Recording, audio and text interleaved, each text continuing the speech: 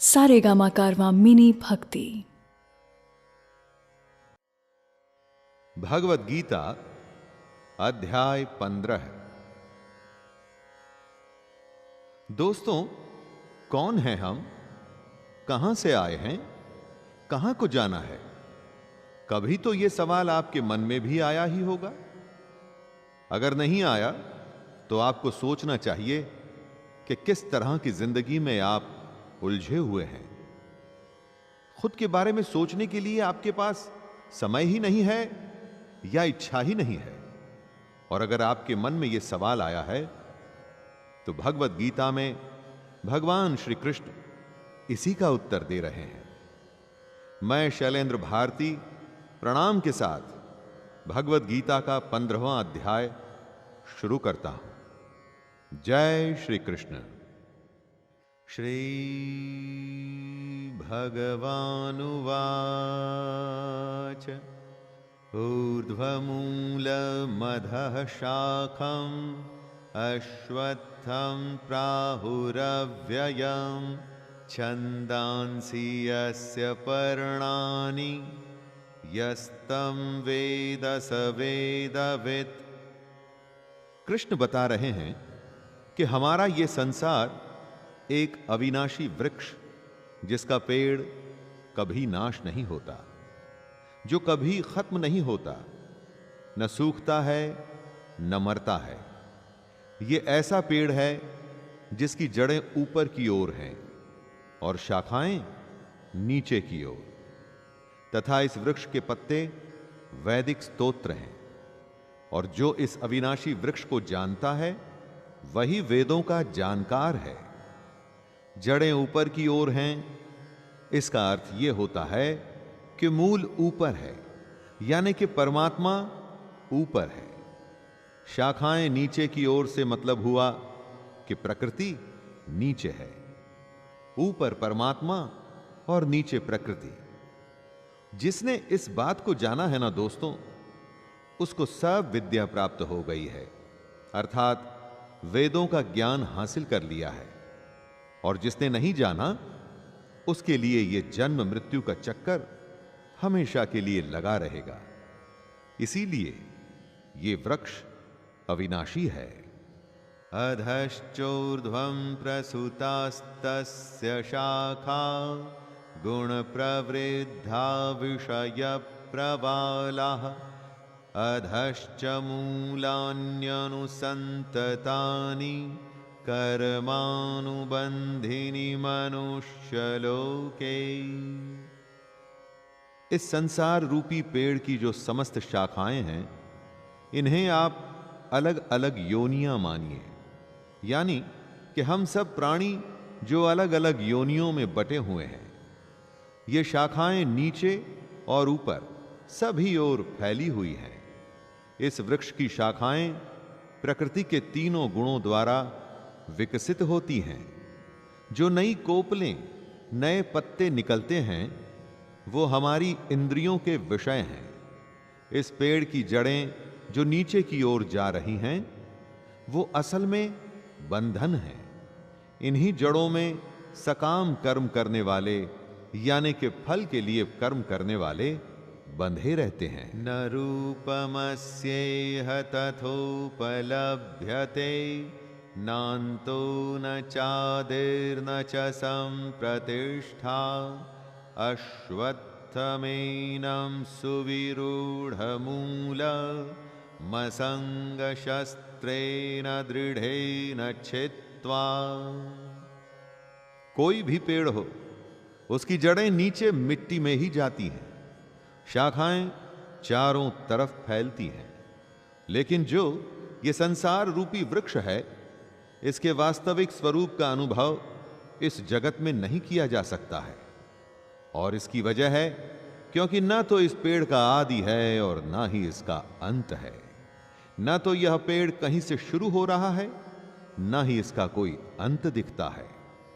दोस्तों, आप कैसे ऐसे पेड़ की कल्पना कर सकते हैं? वैसे तो पेड़ों का आधार धरती होती है, लेकिन इस पेड़ का कोई आधार ही नहीं। हां, लेकिन अगर आप हमारी इस दुनिया के मोह, लोभ और बंधन को तोड़कर वैराग्य की अवस्था में आएं, तो इस पेड़ को काट सकते हैं।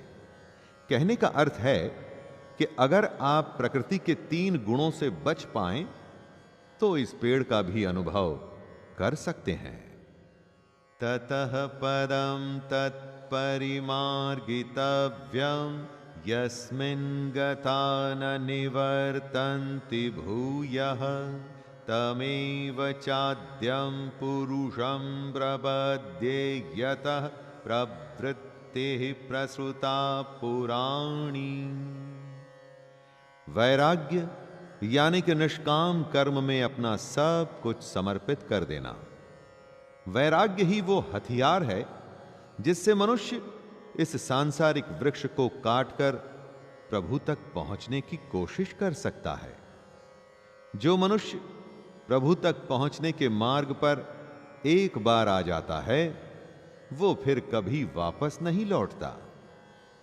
कृष्ण कहते हैं, हे अर्जुन, मनुष्य को उस परमात्मा के शरणागत हो जाना चाहिए जिस परमात्मा से इस आदि रहित संसार रूपी वृक्ष की उत्पत्ति और विस्तार होता है। संसार रूपी वृक्ष अगर कटेगा नहीं तो प्रभु का रास्ता कभी नहीं मिलेगा। निर्माण मोहाजित संग दोषा अध्यात्म नित्या विनिवृत्त कामः द्वंद्वैर्विमुक्ताः सुख दुःख संज्ञैर्गच्छन्त्यमूढ़ाः पदमव्ययम् तत्। संसार रूपी वृक्ष कैसे कटता है, उसे बताते हुए कृष्ण कहते हैं कि जो मनुष्य मान, प्रतिष्ठा और मोह से मुक्त है और जिसने उन मनुष्यों की संगति को त्याग दिया है, जो सांसारिक विषयों में लिप्त है, ऐसा मोह से मुक्त हुआ मनुष्य ही उस अविनाशी परम धाम को प्राप्त करता है।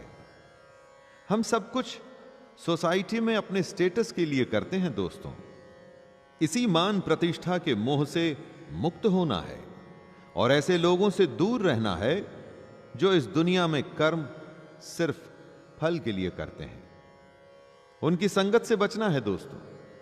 अपनी सांसारिक कामनाओं को समाप्त कर हमें सुख दुख का भेद खत्म करना है, और अगर हम ऐसा कर सकते हैं तभी हमें प्रभु मिलेंगे।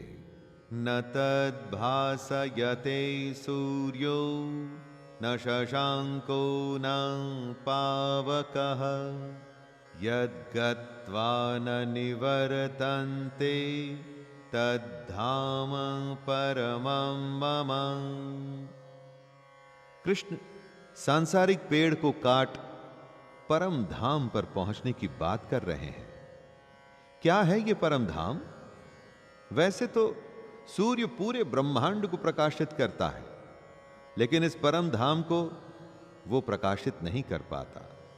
न सूर्य न चंद्रमा इस परम धाम को प्रकाशित कर सकता है और ना ही अग्नि। यह परम धाम ऐसा गंतव्य यानी कि ऐसी डेस्टिनेशन है दोस्तों, जहां पहुंचकर कोई भी मनुष्य इस संसार में वापस नहीं आता, और यही कृष्ण का परम धाम है। सब उस परम धाम की बातें तो करते हैं, लेकिन क्या समझते भी हैं कि वो परम धाम क्या है? और यही कृष्ण समझा रहे हैं। श्री भगवानुवाच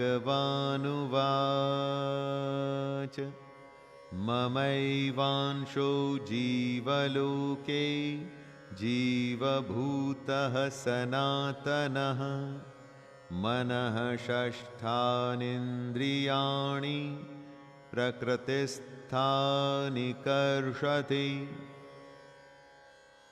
प्रकृति में जब ब्रह्म का अंश मिलता है तो हम प्राणी बनते हैं। इसी बात को समझाते हुए कृष्ण कहते हैं कि संसार में प्रत्येक शरीर में स्थित जीवात्मा मेरा ही सनातन अंश है। जो भी जीवित प्राणी आप देखते हैं उन सब में कृष्ण का ही अंश है दोस्तों। हर एक प्राणी में ब्रह्म है और यह सब प्राणी अपनी मन सहित छहों इंद्रियों के द्वारा प्रकृति के अधीन होकर काम करते हैं। जो जो प्रकृति के 3 गुण हमसे करवाते हैं, हम वो करते हैं। कर्ता यानी कि करने वाली प्रकृति है, हम नहीं। इसीलिए जब हम प्रभु के परम धाम को पाने की कोशिश करते हैं, तो हमारे अंदर का ब्रह्म उस ब्रह्म में मिल जाता है, जिसका कि वो अंश है, और इसीलिए वो वापस धरती पर कभी नहीं आता। शरीरं यद्वापनोति यच्चाप्युत्क्रामतीश्वरः गृहीत्वैतानि संयाति वायुर्गन्धान्निवाशयात्। जब तक हमारे शरीर का जीवन है, उसमें आत्मा रहती है। शरीर का समय खत्म होने पर आत्मा को दूसरे शरीर में जाना होता है।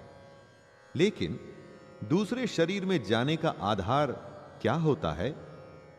आपके कर्म, छहों इंद्रियों के कार्यों के जो संस्कार होते हैं, उसके साथ ही आत्मा एक शरीर का त्याग करके दूसरे शरीर में चली जाती है।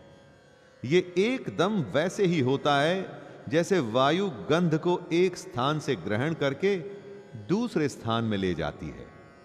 जो भी आप करते हैं, सोचते हैं, उसका हिसाब किताब होता है दोस्तों।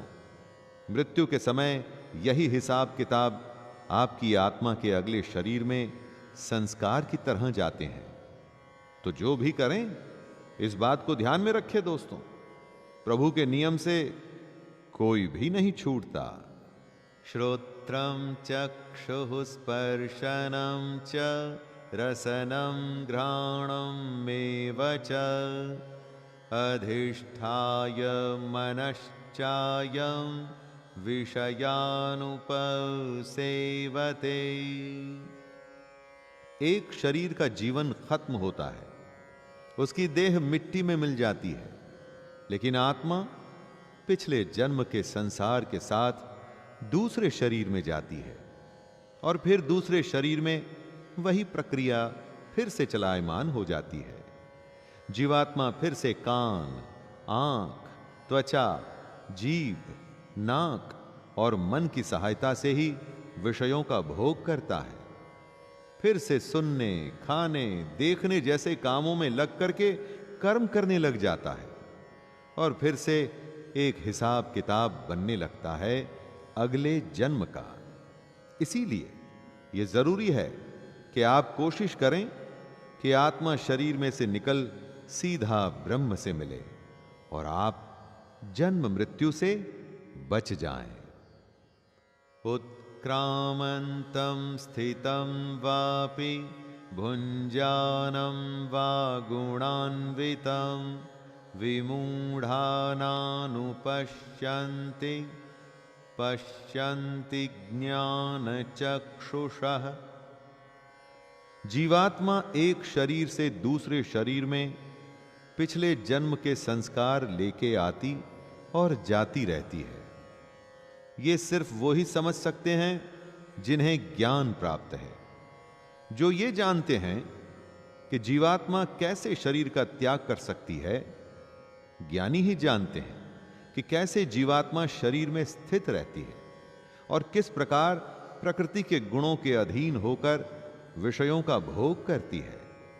लेकिन मूर्ख मनुष्य कभी भी इस प्रक्रिया को नहीं देख पाते। केवल वही मनुष्य देख पाते हैं जिनकी आंखें ज्ञान के प्रकाश से प्रकाशित हो गई हैं। ऐसे मूर्ख जो गीता या प्रभु के ज्ञान को बोरिंग बताकर बातों को नहीं समझते, कृपया करके उनसे बच के रहिए दोस्तों। यतन्तो योगिनश्चैनं पश्यन्त्यात्मन्यवस्थितं यतन्तोऽप्यकृतात्मानो नैनं पश्यन्त चेतसः। हमारे अंदर जो आत्मा है उसे जीवात्मा कहते हैं। उसी के आने की जाने की प्रक्रिया से ही ये दुनिया चल रही है। अगर आत्मा शरीर के बंधन से मुक्त हो जाती है तो वो वापस अपने घर यानी कि ब्रह्म में मिल जाती है, जहां से वो आई थी। लेकिन कैसे? योग से। योग के अभ्यास में प्रयत्नशील मनुष्य ही अपने हृदय में स्थित इस आत्मा को देख सकते हैं, किंतु जो मनुष्य योग के अभ्यास में नहीं लगे हैं, ऐसे अज्ञानी प्रयत्न करते रहने पर भी इस आत्मा को नहीं देख पाते हैं। आपको निरंतर योग करना होगा, हार न मानते हुए। अपने मन, शरीर और बुद्धि को दृढ़ करके ही आप आत्मा को जान पाएंगे। यदादित्य गतम तेजो जगद्भासयतेऽखिलम् यच्चन्द्रमसि यच्चाग्नौ तत्तेजो विद्धि मामकम्। सूर्य के प्रकाश से ही हमारी धरती चलती है। इसी प्रकाश के ताप से ही पानी का वाष्पीकरण होता है और फिर वर्षा होती है, खेत हरे भरे होते हैं, हमारे पेट भरते हैं और हम जीवित रहते हैं। दोस्तों, साइंटिस्ट का कहना है कि सूर्य में एक फ्यूजन प्रोसेस चल रहा है जिससे यह प्रकाश होता है। लेकिन कृष्ण कहते हैं, हे अर्जुन, जो प्रकाश सूर्य में स्थित है, जिससे समस्त संसार प्रकाशित होता है, जो प्रकाश चंद्रमा में स्थित है और जो प्रकाश अग्नि में स्थित है, उस प्रकाश को तू मुझसे ही उत्पन्न समझ। कृष्ण ऐसा कह रहे हैं कि जो ज्योति में आपको प्रकाश दिखता है ना, वो स्वयं कृष्ण ही हैं। गामाविश्य च भूतानि धारयाम्यहमोजसा पुष्णामि चौषधि सर्वः सोमो भूत्वा रसात्मकः। हम सब कृष्ण के संकल्प का ही नतीजा हैं। उसी के ऐश्वर्य और शक्ति की वजह से प्राणियों में सांस का आना जाना होता है, और सिर्फ प्राणियों में ही नहीं। कृष्ण कहते हैं कि वो ही चंद्रमा के रूप से वनस्पतियों में जीवन रस बनकर समस्त प्राणियों का पोषण करते हैं। धरती में पानी, खाद, उर्वरता सब कुछ के मिश्रण के बाद ही फसल बढ़नी शुरू होती है। इस बढ़ने को ही कृष्ण पोषण करते हैं। यह उनका ही संकल्प है जो हम में प्राण बन के हृदय को गति देता है, फसल में रस बन के उनको पौष्टिक और स्वाद युक्त बनाता है। अहम वैश्वानरो भूत्वा प्राणिनां देहमाश्रितः प्राणापान समायुक्तः पचाम्यन्नं चतुर्विधम्। अन्न हमारा आधार है। जीवित प्राणी को अगर अन्न नहीं मिलेगा तो वो मर जाएगा। अन्न को 4 प्रकार का बताया गया है: चबाने वाले, पीने वाले, चाटने वाले और चूसने वाले। कृष्ण कहते हैं कि मैं ही पाचन अग्नि के रूप में समस्त जीवों के शरीर में स्थित रहता हूं। मैं ही प्राण, वायु और अपान वायु को संतुलित रखते हुए 4 प्रकार के अन्नों को पचाता हूं। वो अग्नि जो हमारे अन्न को पचाकर हमें शक्ति देती है, ये अग्नि कृष्ण ही है। इससे पहले कृष्ण ने कहा था कि जो आपको ज्योति दिखती है, उसका प्रकाश भी वे स्वयं हैं, और अब वो स्वयं को पाचन अग्नि बता रहे हैं। यहां तत्व यह है कि हम सब क्योंकि कृष्ण के संकल्प का नतीजा हैं, इसलिए हमारी इस पूरे ब्रह्मांड की हर क्रिया का आधार स्वयं कृष्ण है। सर्वस्य चाहं हृदि सन्निविष्टो मतः स्मृतिर्ज्ञानमपोहनं च वेदैश्च सर्वैरहमेव वेद्यो वेदान्तकृद्वेदविदेव चाहम्। हमारे अंतःकरण में जो आत्मा है वो कृष्ण ही है। ज्ञान का आना या न आना या ज्ञान का न रहना कृष्ण से ही होता है। कृष्ण की वजह से स्मृति, विस्मृति और ज्ञान होता है। यानी कि हमारे कर्मों पर निर्भर करता है कि हमें ज्ञान प्राप्त होगा या नहीं होगा। आवश्यकता के समय कई बार आप बहुत जरूरी बात भूल जाते हैं।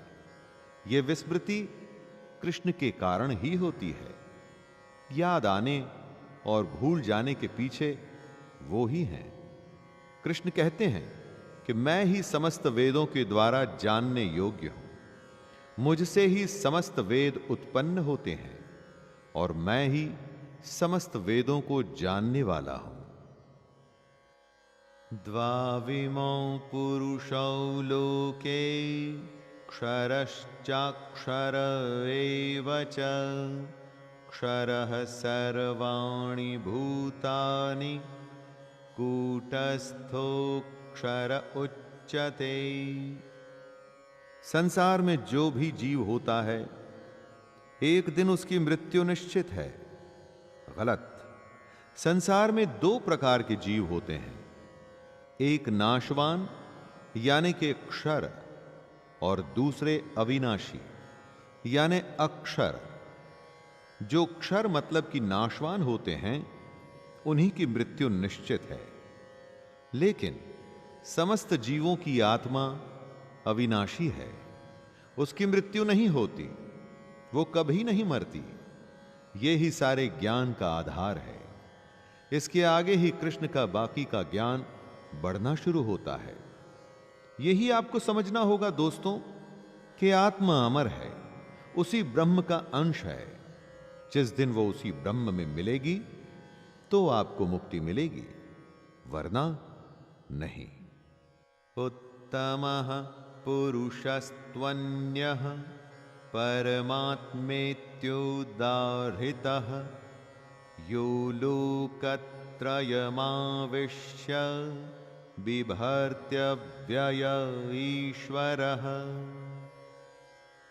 क्षर और अक्षर, इन दो तरह के जीवों के बारे में कृष्ण ने बताया है कि क्षर वो जो मर जाता है और अक्षर यानी कि आत्मा जो अमर है। लेकिन इन दोनों के अतिरिक्त, इन दोनों से अलग भी एक श्रेष्ठ पुरुष है जिसे कहा जाता है परमात्मा। ये अविनाशी भगवान तीनों लोकों में प्रवेश करके सभी प्राणियों का भरण पोषण करता है। तीनों लोकों का अर्थ है पृथ्वी, अंतरिक्ष और स्वर्ग। परमात्मा अपने चैतन्य बल से इन तीनों लोकों में प्राण फूंकता है, सबको जिंदा रखता है और तभी ये सृष्टि चलती है। जो हमारे अंदर है वो आत्मा है, जो बाहर है वो परमात्मा है। और आत्मा और परमात्मा एक ही हैं। यस्मात्क्षरमतीतोऽहम् अक्षरादपि चोत्तमः अतोऽस्मि लोके वेदे च प्रथितः पुरुषोत्तमः। क्षर और अक्षर की परिभाषा को समझा कृष्ण ने बताया कि इन दोनों के अलावा एक श्रेष्ठ पुरुष भी है जो है परमात्मा, और ये पुरुषोत्तम पुरुष कृष्ण ही हैं। ये क्षर और अक्षर दोनों जीवों से परे और सर्वोत्तम हैं। वेदों में जिनका पुरुषोत्तम नाम से वर्णन होता है वो कृष्ण ही हैं। हमारी दुनिया के उत्तम की परिभाषा से इसे जोड़ के आप मत देखिएगा। यह उत्तम का मतलब धन, दौलत, वैभव या प्रतिष्ठा से नहीं दोस्तों। यहां उत्तम से अर्थ है जो अविनाशी, तीनों लोकों में प्राण शक्ति को धरता है, जिसके बिना कुछ भी संभव नहीं, जो हम सब में है और हम सब के बाहर भी है। यो मामेव सम्मूढ़ो जानाति पुरुषोत्तमम् स सर्वविद् भजति मां सर्वभावेन भारत। जो इस बात को समझता है कि कृष्ण ही पुरुषोत्तम हैं, जो क्षर यानी कि खत्म हो जाने वाले जीव को और अक्षर यानी कि न मरने वाली आत्मा को जानता है, जो बिना किसी संशय के कृष्ण के इस भगवान रूप को समझता है, वह मनुष्य कृष्ण की असली भक्ति करता है। यहां भक्ति को भजन या कीर्तन मत समझिएगा दोस्तों। भक्ति का अर्थ है स्वयं की प्रकृति, आत्मा और परमात्मा को जानना। जिसको आप जानते नहीं उसको प्राप्त कैसे करेंगे? भगवान को समझेंगे तभी तो उसकी प्राप्ति के लिए कोशिश करेंगे। यह कोशिश ही भक्ति है दोस्तों, और यह उसी के लिए संभव है जो अपने और परमात्मा के स्वरूप को समझता है। इति गुह्यतमं शास्त्रम् इदमुक्तं मया नघ एतद्बुद्ध्वा बुद्धिमान् स्यात् कृतकृत्यश्च भारत। कृष्ण पुरुष, आत्मा, परमात्मा और पुरुषोत्तम के ज्ञान को शास्त्रों का अति गोपनीय रहस्य बता रहे हैं। जो इस परम ज्ञान को सही प्रकार से समझता है वह बुद्धिमान हो जाता है और उसके सारे प्रयत्न पूर्ण हो जाते हैं।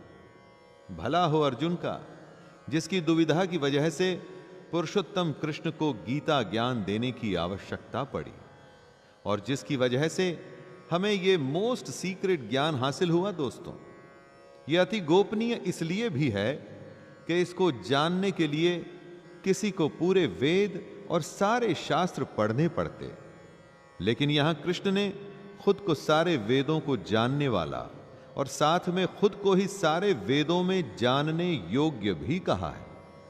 इसीलिए कृष्ण ने जो कुछ भी है उसका सारा का सारा ज्ञान हमें बता दिया है।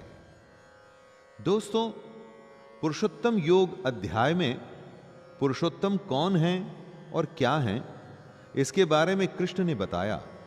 साथ में यह भी बताया कि अगर इस बात को आप समझ लेंगे तो और कुछ जानने और समझने की जरूरत नहीं पड़ेगी।